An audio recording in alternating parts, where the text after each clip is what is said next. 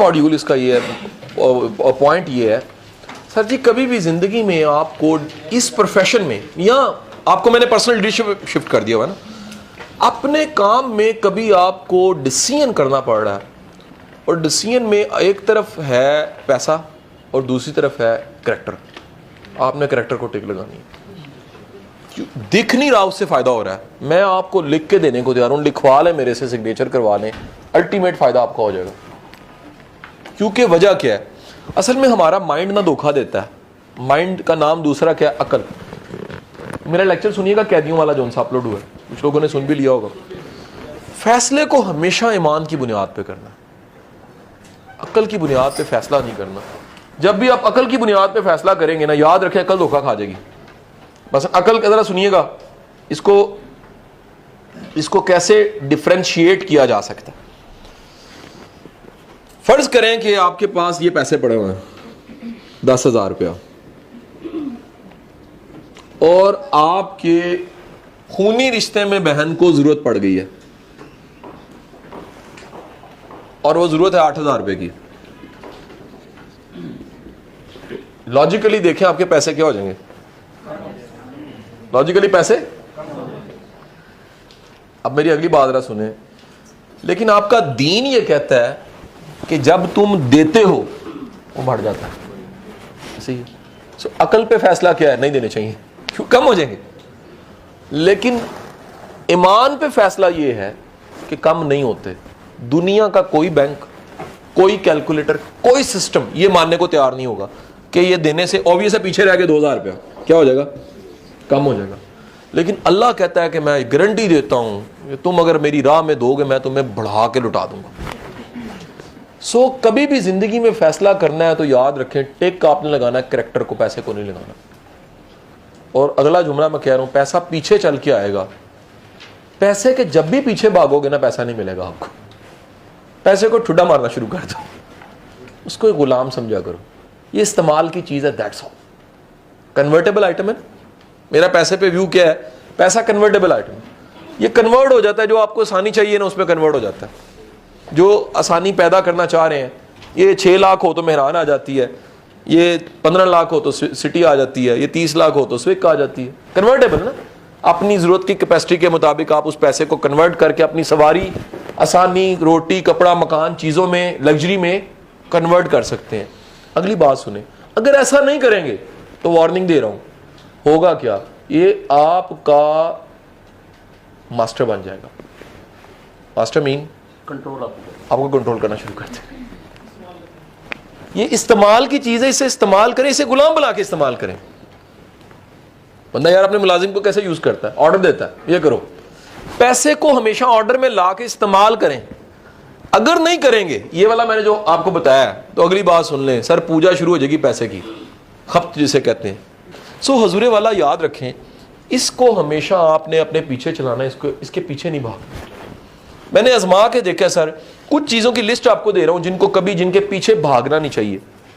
खुद को ऐसा बनाना चाहिए पीछे आए। नंबर 1 इज पैसा, नंबर 2 इज शोहरत। ये जब भी भागेंगे ना, नहीं मिलेगी आपको, बल्कि उल्टा बिस्ती मिल जाएगी। बड़े लोग बेचारे मशहूर होने के चक्कर में जलील हो जाते हैं। हमने मशहूर नहीं होना, मैं अक्सर इसके बारे में कहता हूं, इज्जतदार होना। थोड़े लोगों में हो, इज्जतदार बने यार, आपकी इज्जत होनी चाहिए, फेम नहीं होना चाहिए। इज्जत याद रखिएगा, इज्जत वाले रास्ते पे स्पीड स्लो होती है, लेकिन कामयाबी 100% हो जाती है। 100% स्पीड स्लो हो जाएगी आपकी। अगला धोखा मैं आपको बता रहा हूं सर जी। अगला जो पहला मैंने क्या बताया जी, ऐसे के पीछे। दूसरा मैंने क्या बताया जी, तीसरा नफ्स। नफ्स इज अ बड़ा ब्रॉडर टर्म है, इसके आगे कहीं उसके सब ब्रांचेस बन जाएंगी। लालच, ओपोनेंट सेक्स का अट्रैक्शन, कई लोगों की ड्राइविंग फोर्स होता है, पर्शियन फॉल्ट होता है, उसमें लिखवाना भूल गया हूं, हवस जिसे कहते हैं, ठीक है कि नहीं। कई लोग बेचारे सर से पैर तक हवसज़दा होते हैं, ठीक है कि नहीं।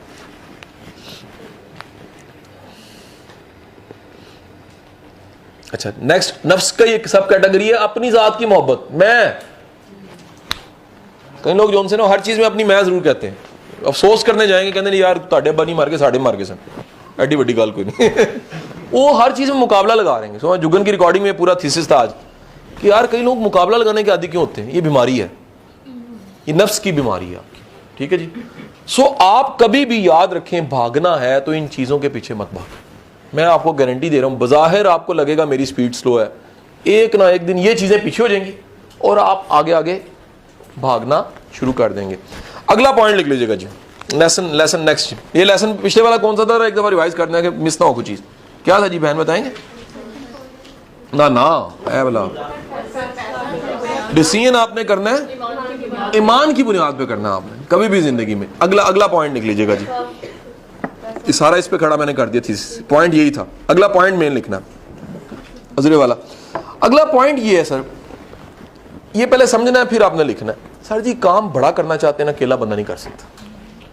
सर नेटवर्क बिल्ड करना सीखें। और नेटवर्क का मतलब ये है आपकी सोशल जीनियस बहुत अच्छी होनी चाहिए, आपके कॉन्टैक्ट्स, आपके लिंक्स। अच्छा अब आसान तरीका बता रहा हूं आपको कॉन्टैक्ट्स का। सर जी कोई दुनिया का बंदा ना फजूल बंदे को लाइफ में ऐड नहीं करना चाहता। आप में कुछ होता है, लोग आपसे राब्ता भी करना चाहते हैं, आपसे मिलना भी चाहते हैं, आपको फ्रेंड भी बनाना चाहते हैं। हमारा प्रॉब्लम क्या है, हमें वो सारी खामियां पाई जाती हैं कि कोई बंदा भी हमारे साथ चलने को तैयार नहीं होता। मसलन कई खामी हैं जिनकी वजह से लोग साथ चलने को तैयार नहीं। नंबर 1 खामी रोने दी आदत। जिसे को बैठे ना रोना शुरू करता, बड़े मसले ने, बड़े प्रॉब्लम ने, बड़े दुख ने, तकदीर दा हिसाब देखो, ठीक है कि नहीं। ਅਸੀਂ ਜਦੋਂ कमेटी पाने साड़ी निकलती कोई नहीं, माई भज जाती।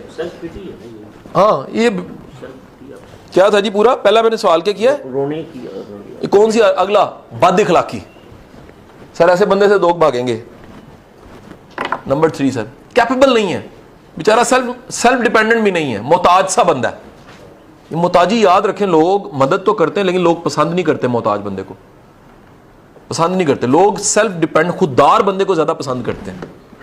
आप गरीब हैं कोई बुरी बात नहीं है, लेकिन खुददार हो, ये बड़ा इंपॉर्टेंट जुमला मेरा। गरीब होने में कोई हर्ज नहीं है, लेकिन होनी खुददारी चाहिए, जिसे सफेद पोशी भी कहते हैं। बड़ी ताकत है इसमें, यकीन करें। अगला सर, आप अगर हर वक्त जरूरतमंद है ना, लोग आपको लाइक नहीं करेंगे। ऐसे बंदे का नेटवर्क बिल्ड नहीं होता। यार जिस बंदे को पता ना यार इसको काम मैंने कॉल की है, हर वक्त ये इससे नहीं करता है, वो बंदे का कभी नेटवर्क बिल्ड नहीं होता, ठीक है कि नहीं। इसके उल्ट थीसिस दे रहा हूं, हमेशा वैल्यू ऐड करें।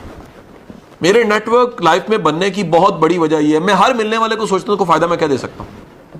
जैसे मैं सोचता हूं, मेरे जिम्मे आइडिया आ जाता है, मैं उसको बता देता हूं, मैं उसको गाइड कर देता हूं, मैं उसके लिए आसानी पैदा कर देता हूं, और उसका नतीजा क्या होता है, वो बंदा मेरी लाइफ में पक्का पक्का ऐड हो जाता है। उसको पता लगता है यार ये अजीब बंदा है, बजाय कुछ मांगने के ये उल्टा कोई ना कोई सहूलत पैदा कर देता है। अच्छा हर जगह एक ही सहूलत नहीं लगती यार, पैसों की मदद सारी मदद नहीं होती, मदद की 1000 किस्में। असाइनमेंट दे रहा हूं आपको, आपने विद इन 24 और मदद की 100 किस्में ढूंढनी है। क्या मैंने कहा जी, 100 किस्में कम से कम ढूंढनी। मैं कुछ मिसालें भी दे देता हूं। किसी को मुमकिन है थपकी चाहिए, किसी को हमदर्दी चाहिए, किसी को थोड़ी सी पैसों की मदद चाहिए, किसी को वो गम गुसार चाहिए, किसी को साथ, किसी को दुआ चाहिए, किसी को वेल विशर चाहिए, किसी को मोटिवेशन चाहिए। यार ये नेकी का काम है। किसी को रास्ता बताना है। छोटी छोटी नेकियां जिन पे मैं कहता हूँ वो 1 रुपया नहीं लगता, फटकड़ी हींग लगे ना फटकड़ी समथिंग, उनको जरूर किया करें। ये अब चलते फिरते आपकी जिंदगी में, आपकी लाइफ में एक रूहानियत पैदा कर देती हैं। सो सस्ती नेकियां जरूर करें। मेन थीसिस क्या था जी, जरा याद करवाइएगा, नेटवर्क। अच्छा नेटवर्क का मतलब क्या है सर, होता यह है कि अगर आपका नेटवर्क है ना, तो आपके 80-90% काम उस नेटवर्क की वजह से हो जाते हैं। जब से सोशल मीडिया है, व्हाट्सएप है, काम ज्यादा हो रहे हैं ना, स्पीडें ज्यादा हो गई हैं। इसका मतलब है टेक्नोलॉजी सोसाइटी को तेज करती है। अगला जुमला लिख लीजिएगा, जिसका नेटवर्क होता है ना उसके काम ज्यादा तेजी से हो रहे होते हैं। बात समझिए कि नहीं ऐसे। अगला पॉइंट याद रखिएगा, एक किताब है, किताब की प्रेसी ये है, वो कहता है यार अजीब बात है कि जिसके पास नॉलेज और इंफॉर्मेशन या इल्म होता है ना, लोग उसको ज्यादा मिलना चाहते हैं। जिसके पास कोई करने को बात ही कोई नहीं है ना, उसको लोग नहीं मिलना चाहते। नंबर 2, जो बंदा पॉजिटिव है ना, लोग उसको ज्यादा मिलना चाहते हैं। नेगेटिव को लोग असल में मिलना नहीं चाहते, चस्का लेना चाहते सिर्फ उससे। अगला, सक्सेस वाले को बंदा हर बंदा मिलना चाहता है, यार मुझे मिले, उससे मुझे कोई टिप मिल जाएगी, कोई फॉर्मूला मिल जाएगा, आइडिया मिल जाएगा। सक्सेसफुल बंदे की वैसे और ही बड़ा पॉजिटिव होता है, ठीक है कि नहीं। अगला पॉइंट लिख लीजिएगा, इसी में ऐड करता जाए। सर कनात पैदा करें अपने अंदर, राजी रहना, ये जो है शुक्र है।